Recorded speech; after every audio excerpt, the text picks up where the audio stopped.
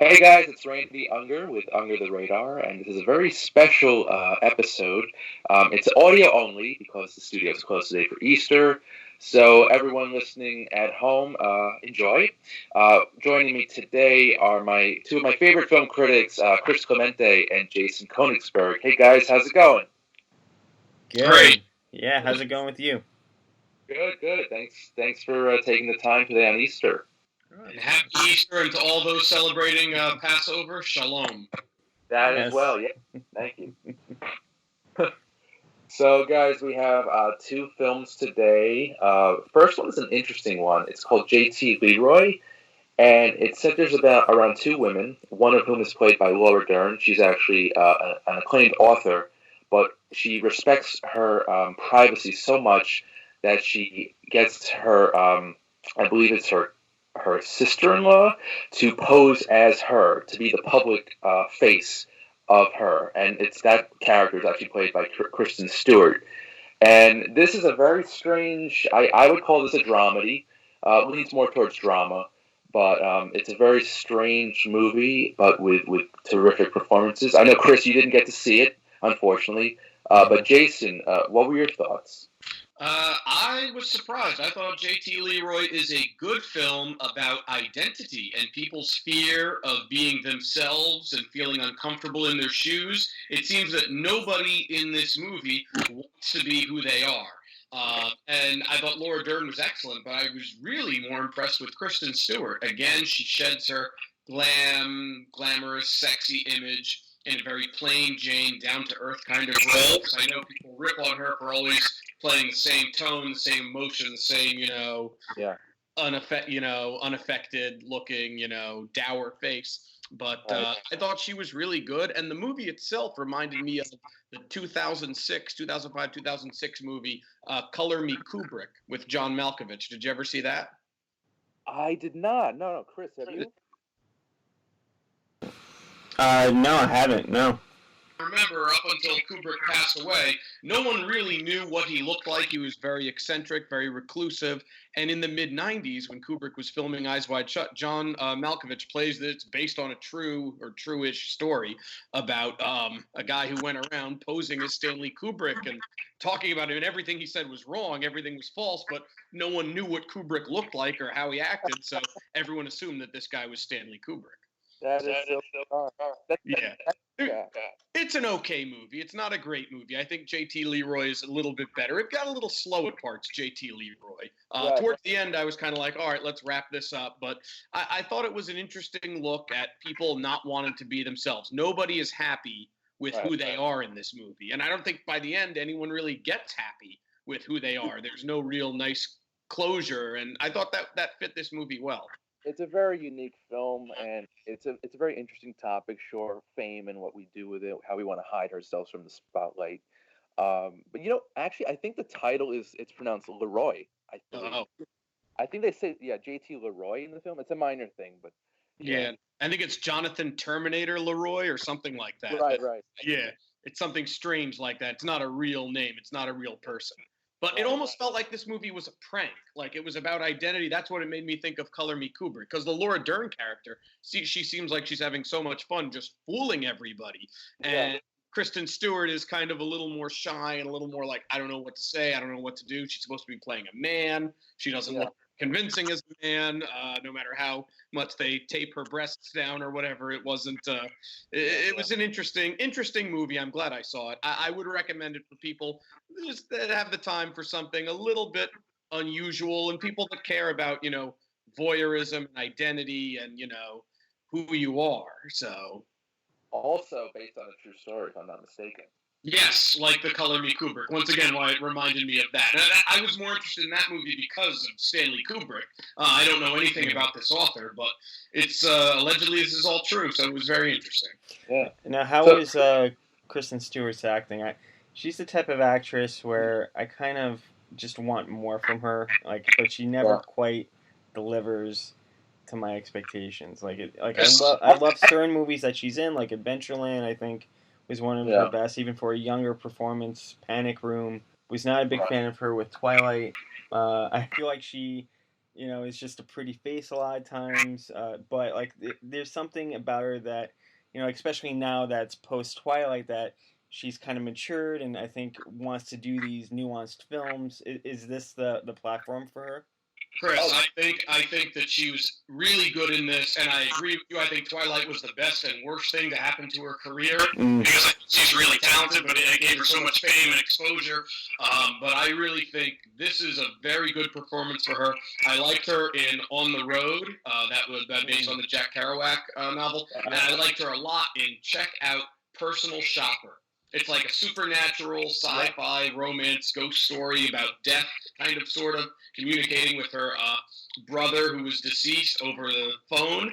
And it's really, Personal Shopper is her best performance. I would not have minded if she was nominated for an Oscar for that. Yes, she does have a lot of the same facial expressions in her movies, but I thought she was one of the best parts of this. I would say this is a very good Kristen Stewart performance, and I like how she's shedding her, glamorous, sexy image from the Twilight films. And you know what? I'm going to throw another title out there, Camp X-Ray. I don't know if you guys heard of it.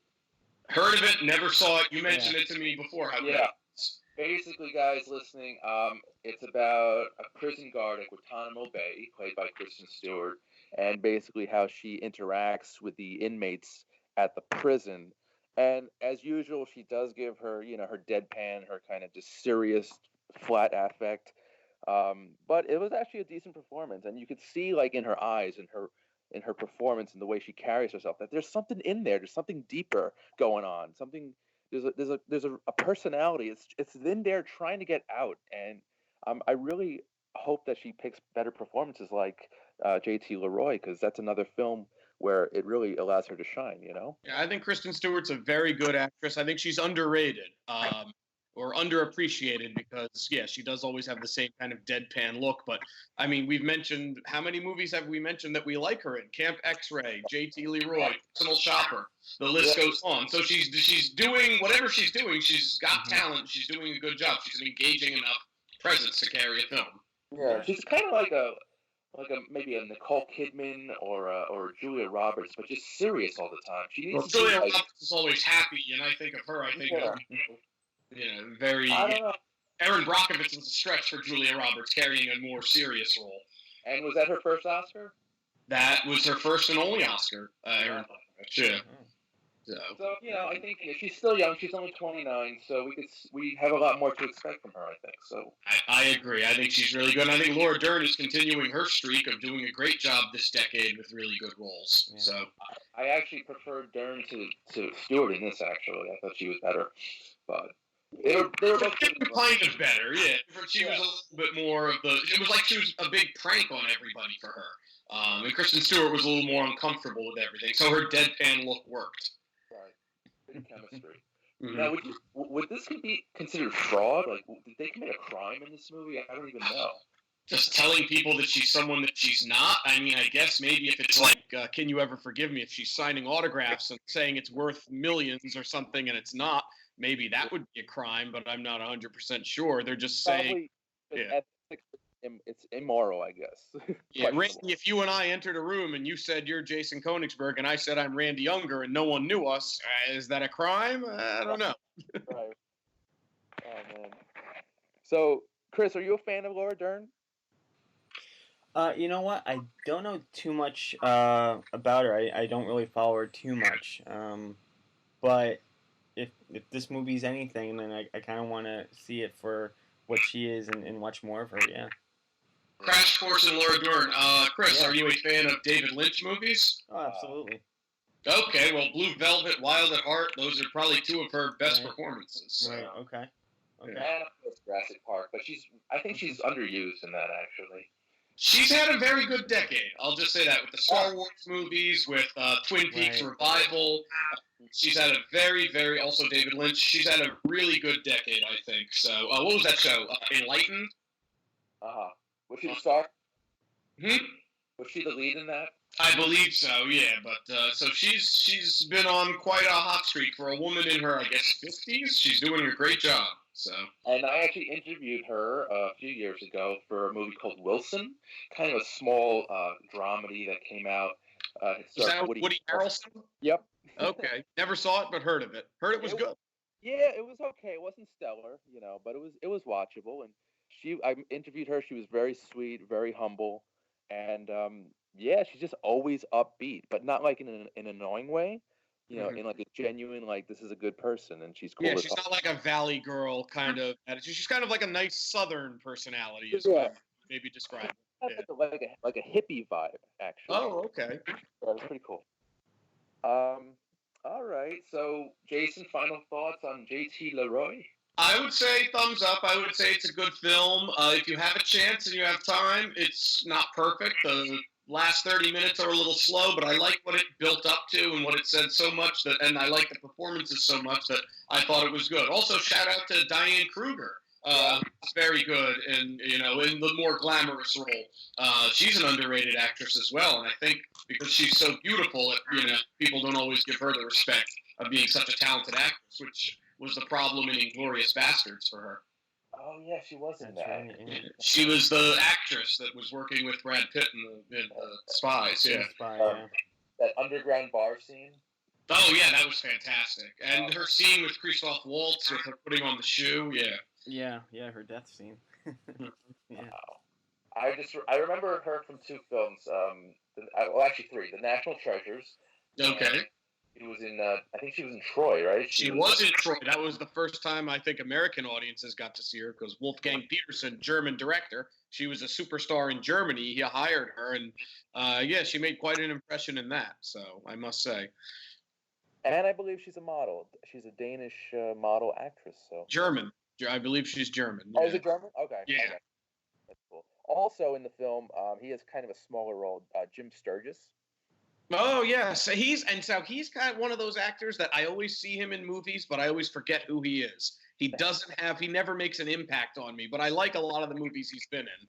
Yeah, I think he was in Across the Universe. Yes, he was. I was good. I can name two movies off the top of my head: Across the Universe and The Way Back, which was the last Peter Weir film. One of my favorite underrated directors, Peter Weir. I wish he did more movies, but he was the lead in that, and he left zero impression. Okay. Yeah, he's just like a good-looking guy. I mean, he's a decent actor, but he's nothing special. Exactly. A very, if you need a good-looking, white guy with brown hair, I guess he fits that role, but he doesn't, not memorable. Yep. All right. Cool. All right, so guys, let's switch gears to our second movie, and Chris can chime in a little bit more here since you've seen it. This was an odd one. Fast Color. It's a drama thriller, sci-fi thriller, about a young woman who has superhuman abilities, who comes back to her. She's reunited with her family because she's on the run from government agents, and she's basically reunited with her mom and her daughter in this small farmhouse. And this was an odd movie. I actually watched it the other day. I'm still digesting it. It's like there's a lot going on. Some great performances here. Chris, thoughts on this one? Yeah, I really dug it. I really enjoyed the film. It was a pleasant surprise for me. I didn't know what to expect going in, and I thought they handled especially the sci-fi and the suspense element very well. You could tell that it's a smaller budget film, and I thought that the production value for the colors and for the sci-fi element and for the seizures and the earthquakes, I thought they handled it very well, and I did not expect that. So I think it does have some issues. I think there were some missed opportunities with the film, especially with a lot of the actors. I think everyone had strong performances. They were all relatively good actors, but I thought there was some missed opportunities with what David Strathairn, and Christopher Denham. I thought they kind of came in and out of the film, and you didn't really get much of their character, nor a character arc from them. Right. So that was kind of a disappointment because they're good actors. Um, but I thought like the beginning, I thought the hook in the inciting incident was really strong to the point where it really looped me in because I did not expect that at all. I thought it was going to be kind of a melodramatic, kind of deadpan type of indie film, but it turned out to be a little bit stronger than I hoped for. But with that said, too, I thought tonally, I thought it missed some. I thought it was slow at some points. I thought the pacing was really off, and I thought, between the suspenseful parts that were kind of high octane and kind of fast, some of the slower kind of relationship scenes between the mother daughter really panned out, and I thought it really didn't hold my interest that much, and I thought substance wise the plot kind of meandered a little bit and kind of fizzled out, but I thought from a sci-fi perspective, I thought they did a really good job. Yeah. I love there's a scene where the main character, played by she's got a strange name. Gugu Mapapa Raw. Thank It's quite a name. Yes. Yeah. There's a scene where she's running in the middle of the road, and the sky just becomes like this mass of colors and rainbows that are like exploding, and the score is insane. It's really well made. That would have looked good on a big screen. Yes. Oh yeah. Yeah. That kind of reminded me of Annihilation a little bit. Something like that where... Not nearly on the same level as Annihilation. No, not. But, like, Annihilation had, like, it was geared towards Netflix, and it was meant for a smaller screen. I was fortunate to see Annihilation on a big screen. So was I, and it was gorgeous. And it was beautiful. It was beautiful. So, same thing here. Like, I could just imagine how that would look on a big screen. Chris, you and I agree with everything you've said about this movie. So once again, like we're on the same page with Annihilation, we're on the same page here. But you just said it so much nicer than I was going to say it. Because to me, I guess I disagree with you or I don't disagree with you because it's an interesting premise for a movie, Fast Color, about a post-apocalyptic world with no water, and then we meet this girl, this young woman with superpowers. But where you said it sort of meandered, I would just say this movie had no clue what was going on. It did not know where to go or what to say. I mean, was this about race? Was it about gender? Right. Was it about politics, the environment, family? All of those? None of those? I have no clue. This movie had zero focus. This is what some people complained about the movie Us, that it was sort of, everything could mean whatever you want it to. I thought Us had a definite, succinct meanings to it and succinct, symbolism. This had none of that. This was just too broad. It lacked focus. And it went nowhere. It didn't say anything. And you mentioned David Strathairn, one of my favorite underused actors. Ever since I saw him in, I think he should have won Best Actor for it, Good Night and Good Luck as Edward R. Murrow. He's never really been used properly in a lot of great films. And so here, and once again, he's just, anyone could have played his part. This movie had no focus, and I don't know what it's about. I didn't feel anything when I should have felt stuff at the end when there's the final showdown in the rain. I didn't feel anything. And also, I mean, I don't know, and I looked up who the director was. It's a woman, but it's a white woman, and I don't know about you, but there is no way that the black women would stand in the rain letting that destroy their hair. I know enough African-American women, they would not allow that. They would put something over their head, or they would go inside. There's no way. I'm surprised those actresses agreed to shoot that scene the way they did. I thought it was absolutely, that took me out of it completely. It's basically a family drama wrapped up in a sci-fi package. But what is it really saying? It doesn't say that. No, I agree with you on that. I do agree with the lack of focus. That was well put, Jason. Just I'm sorry. Jason. There's a lot of Jasons going on today. There was it just really fizzled. Towards the end, to the point where I thought like the real aha moment was the rain. Like it felt like the whole point of this movie was to create rain in an area that there was drought. Now the performances were really good, though. I mean, it's got this lady, what's her name, Lorraine Toussaint. Lorraine Toussaint, yeah. Yeah. And the performances were fine. It just what good is good performances if they don't have any meaning behind them? What was the? I don't know. It is frustrating. The first half hour, I was into it, like you said, Chris. I was hooked. Yeah. Hooked in. But you got to go somewhere. You got to give the audience something, not just here's David Strathairn and twist. He's related to them. I was just come on, yeah.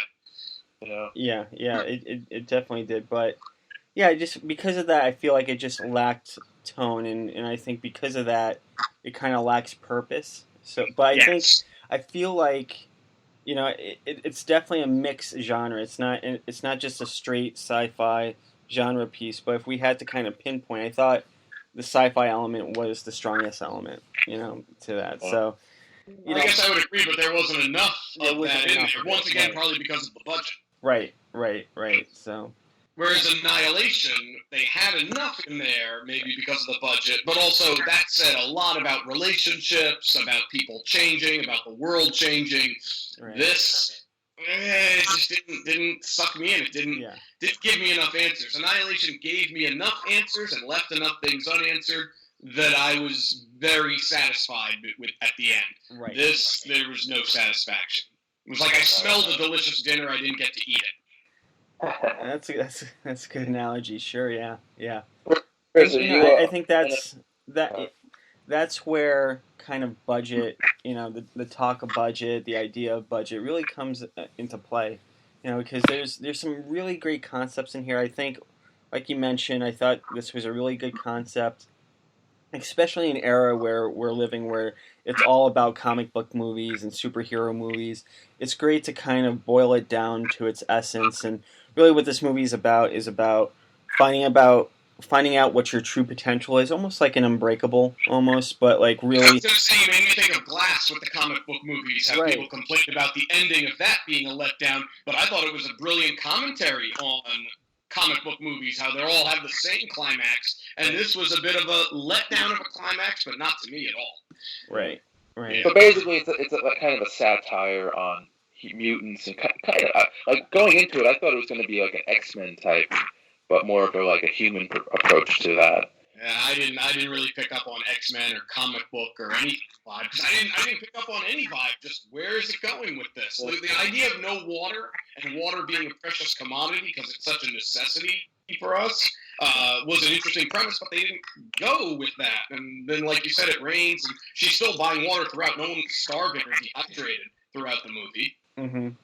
Yeah, that kind of fazed my mind too. I'm like, somehow they're getting these gallons of water, but it's not running water. So maybe it's $20 for a gallon of water, but they're still getting water. They're still these people weren't dehydrated. So I'm not sure. Yeah. Right.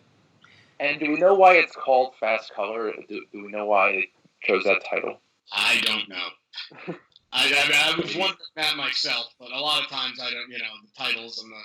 Well, I think it plays off of all the color that you see at the end, and the fact that she didn't see the color, right? For her kid, she saw the color throughout her abilities, but she hasn't. So it was like the aha moment. I think it was just a statement on the climax. Yeah. Your guess that sounds as good as me. I was thinking they're African American. I don't know if that's something to do with the title. I don't know. Yeah. I know it's mixed. I'm not sure. Yeah, but it didn't really say anything about race. It didn't really say anything about gender. I didn't get any hints of racial discrepancies. I got the not superhero, but the power versus unpowered people. Like between this quote unquote scientists and her. If that's a racial discrepancy between those that have powers and those that do not, that was felt. But as far as color and race, I didn't get that quite that vibe towards it. But no, I didn't either. I didn't know where this movie was trying to line up. So yeah, they basically didn't even explain the government agents. Nope. Just this one guy, and he gets, in the car right at the beginning, the first person she meets. And that's like the best scene in the movie, in that car. I kind of agreed with you. Her escaping from him was pretty, that was intense. Yeah, they could have had that. But... Yeah, like I thought, at first I thought he was, he was kind of a straightforward guy that was kind of put in this situation of helping this girl out. I remember, like, his conversation was kind of grating on me because it felt like it was an error in the script that the character is letting on too much than he really should know. And then when he kind of kind of mentions that he's not who he is and that he's part of the government. I thought that was a great aha moment, and how it was handled. I love the a little thing that I love, and it's because for my love with Tarantino movies is, when gunshots go off but it doesn't really quite hit the person square on. Like, I kind of love that. I love the fact that she had a near miss with the guy, that he's kind of bleeding, and I thought they handled that close encounter in the car very well. Are you thinking of Jackie Brown? Oh yeah, I know you're not a big fan of Jackie Brown, right? I'm not a big fan of Jackie Brown. That's the only Tarantino movie I dislike. Oh really? Yeah. I love Jackie. Actually, that's one of my favorite Tarantino movies. And I've given it chance after chance after chance, and the performances are great. Music is great. I just can't, for the 2.5+ hours. It's too much for it's. It could be half an hour shorter, and then maybe I'd like it. I just wanted more Michael Keaton. That's it. He was fine, and I thought Robert Forster was excellent. Pam Grier was excellent. I like that he gave her a big role. But I did write a whole article about how Jackie Brown is Tarantino's worst film. So that's on panandslam.com. All right. Okay. I don't know. I really enjoyed it. I think it has its defenders, and it has great things to it. I just didn't feel it. It didn't, the way other Tarantinos really transport me. That's the only one that didn't quite do it. Yeah. What would you say is your favorite Tarantino film, Jason? For me, Reservoir Dogs followed closely by Pulp Fiction. And Inglourious Basterds is way up there, too. Yeah. How about you, Chris? I think Jackie Brown? I think no, it's one of my favorite. I think ultimately it's Inglourious Basterds, because I think it's Tarantino at his peak, at his fame. But with that said, everything leading up to that, Reservoir Dogs, Pulp Fiction, Jackie Brown, in my opinion, those are all just great pieces of work that kind of build him up into the director that he is today. I do think that some of his later work, especially in my opinion, his not so good movies, and I always like to mention Tarantino as the director that I don't need to see, or I don't need to know what he's making, I'll make it. It's like asking me what's my favorite or what's my least favorite ice cream. I love ice cream, so I could still eat, butter pecan, and I'll love it. I'll indulge in it. So for me, my least favorite Tarantino movie doesn't really say much, because I love all of his work. But for me, I really have a heavy spot with The Hateful Eight. It was great. It was very shocking for when I saw it, but I don't really have an urge to revisit it. I feel like it was just too much of a cluster of just looking at blood and guts and all that. So I would say Hateful Eight's a very good Tarantino movie. I wouldn't say it's a great Tarantino movie, but I also don't think it's bad. I think it's he took a lot from Reservoir Dogs and Pulp Fiction, and and I really wish that Christoph Waltz played the Tim Roth character, because I feel like it was written for him, and just whatever. Both great actors, though. I think you can go wrong with either one. But I felt that part was meant for Christoph Waltz, though. Yeah. Could have seen that, but the suspense that they built up in The Hateful Eight was so good. It was great. Jennifer Jason Leigh, great Kurt Russell. He's had 2 really good Kurt Russell performances in Tarantino movies now. Got another Dern in that movie. We've got Bruce. They've got Bruce Dern in there, who was very good as Colonel Smithers. Yeah. Mm-hmm. For many, Death Proof was one of Quentin Tarantino's worst films, but I loved it. One of his weaker films, but I still like it. I like it a lot. Yeah. Now, he directed Death Proof, and Robert Rodriguez directed Planet Terror, right? Right, and they combined them both for Grindhouse, which was a phenomenal cinematic experience. Yeah, you don't see those type of double features. No. A nice throwback. Yeah, and you mentioned, we got onto this Tarantino dialogue because you mentioned Fast Color, how she shoots and the bullet doesn't go to the right place. My favorite scene of a bullet not going where it's supposed to, and it's comical and violent and really funny, Steve Buscemi getting shot in Fargo when he gets shot in the face. Yes, yeah. He shoots the old guy on top of the parking garage and speeds out. Yep. Open the gate. I think that's really funny. And then later on, he goes sees his friend. He's like, "I'm taking the car. You're taking the truck." Yeah. So, love that. I love the moment in Fargo. Now we just segued. Wow, this was great. We've gone from Tarantino to the Coens. This is pretty. And it started because we were kind of, very mediocre, mixed, lackluster feeling about Fast Color. Right. So we have to, refresh by, talking about something good. Yes. I guess because it's such an unimpressive movie, we started talking about other movies were more impressive. Right. Well, it could always work one or both ways. It's bad, so we want to talk about other movies, or it pays really good homage, and we talk about those movies anyway. But I wouldn't say this paid much homage to Tarantino with the Coen Brothers movies. No, not at all. But Tarantino with this premise would have done a lot more, and same with the Coen Brothers, because they made fantastic, westerns like No Country for Old Men, or even Ballad of Buster Scruggs. I thought was better than this. But now I'm even thinking, I don't even think the Coen Brothers or Tarantino have ever done sci-fi. No. And if I had one, I got into a debate with a friend about who's better, David Lynch or Tarantino, and not that David Lynch. Well, he did sci-fi with Dune, but David Lynch also. I would love to see Tarantino, tone it down and make like the way Scorsese made Hugo. Okay, I would love to see the way David Lynch made The Straight Story, a G-rated Disney movie. Okay, David Lynch directed a G-rated Disney movie about the importance of family. And it still felt like a David Lynch movie. I would love to see Tarantino take his themes, take his ideas, and channel it. I think that would be more of a challenge and more experimental for him, and channel it into a different way. So I would love to see Tarantino try that. I don't know if he could. It would be interesting. It's tricky, but stranger things have happened. So So, guys, what have you seen lately? What have you seen online, on Netflix, or theaters? What's going on? I caught up with a couple of movies. I saw Stan and Ollie. Stan and Ollie. And I loved it. Yeah, it was. Again, I heard some great stuff about it.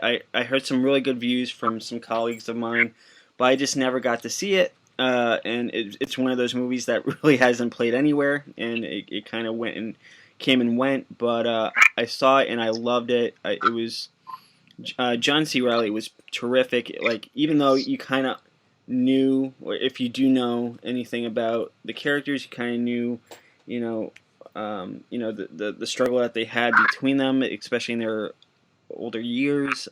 I think they kind of, even though you knew that, they kind of just played it out very suspensefully, especially regarding Ollie's health and the fact that he had one more in him and he might die on stage, and so the fact that John C. Reilly kind of pushed the character was pretty awesome. It was really well performed, and both Steve Coogan and John C. Reilly, they both really encompassed the characters very well.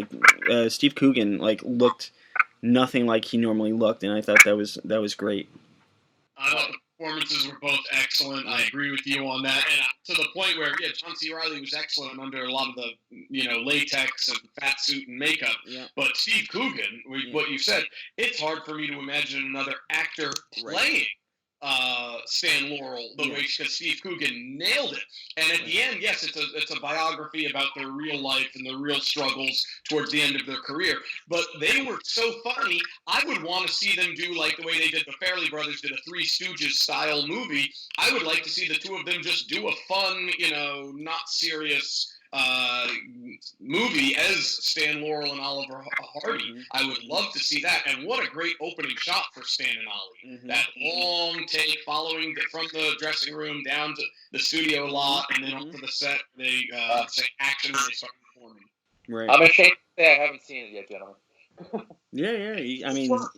Check it out. It's definitely an underrated movie, and especially if you like Laurel and Hardy. I remember being a kid. I loved the Music Box. You can watch it. It's on YouTube. I watched it after I saw this movie just to refresh my memory with how much I enjoyed their humor. But they made some really good movies between the time of the Marx Brothers and Abbott and Costello, late 30s and 40s.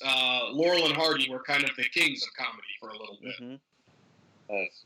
And wasn't John C. Reilly nominated for, I don't know if he was nominated for an Oscar. Golden Globe, not an Oscar. Nominated for a Golden Globe, yeah. Mm. And I wouldn't have minded if Steve Coogan was nominated, because they nailed it. Perfectly. He's an acquired taste for me. I think the first thing that I really appreciated him was in My Trip, The Trip, and the Trip to Italy. He was really good in that. I don't know if you guys saw that. Never saw it, heard it was good. I'm not a huge Steve Coogan fan because I think of that horrible Around the World in 80 Days remake with him and Jackie Chan, and it was just horrible. But he's obviously a very talented actor, and he certainly proved it with Stan and Ollie. Yeah, no, he's have you guys watched the Alan Partridge movies? That was a good one. He did a series in the UK about this. It's almost like Anchorman-esque, where he's just like he's a journalist, reporter, and he's really full of himself, and he thinks he's like, top dog, and like really he's just outdated and not to modern times at all, and he's putting the people around him in like these really weird situations. And about a couple years ago, I actually caught him at the premiere of the Alan Partridge movie that they brought to the U.S., and he was there doing QA.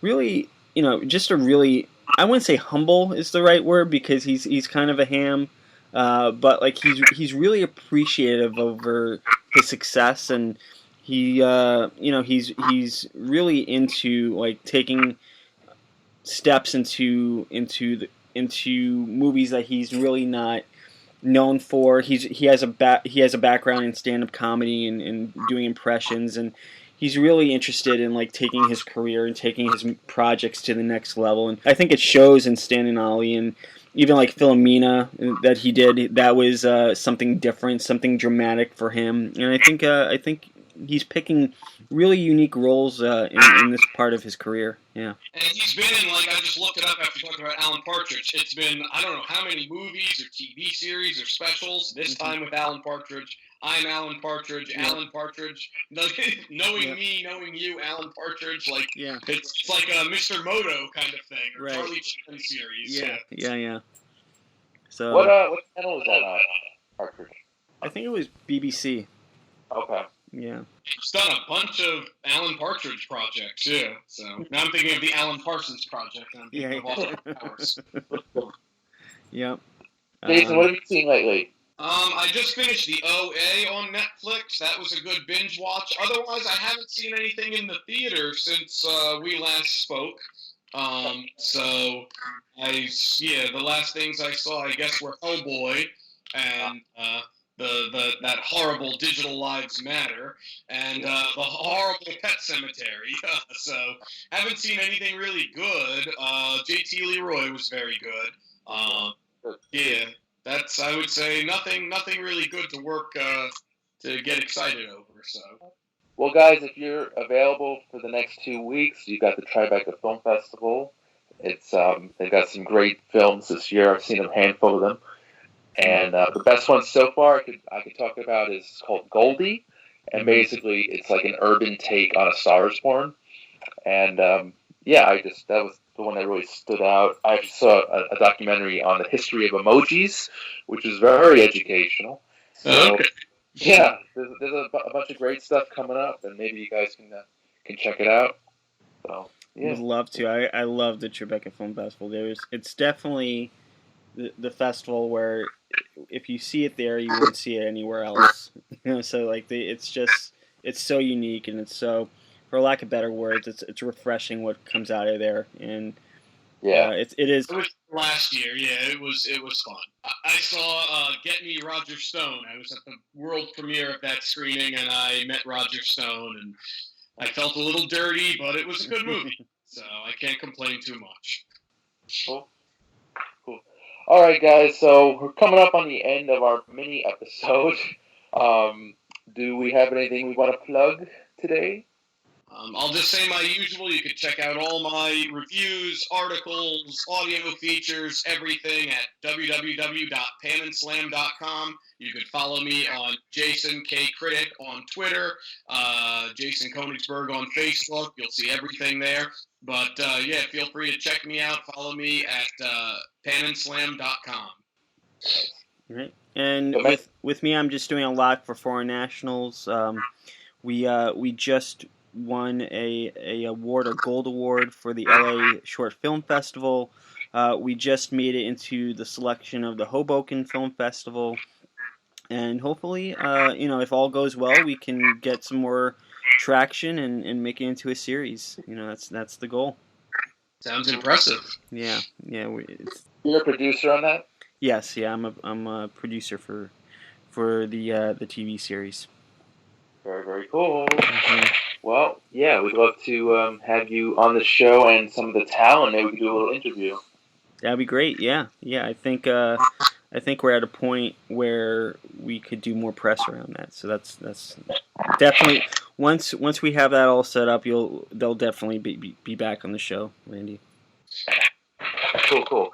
All right, and now some plugs from our sponsor, Magnitude Jewelry. Next Sunday is April 28th, the Awaken Fair in Tarrytown, New York.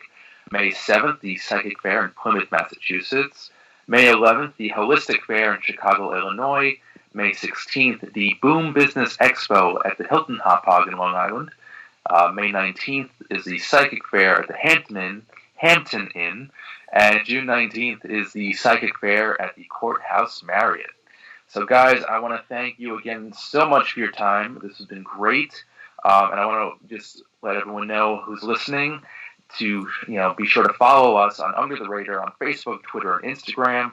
And please subscribe to the YouTube channel to see previous episodes and interviews.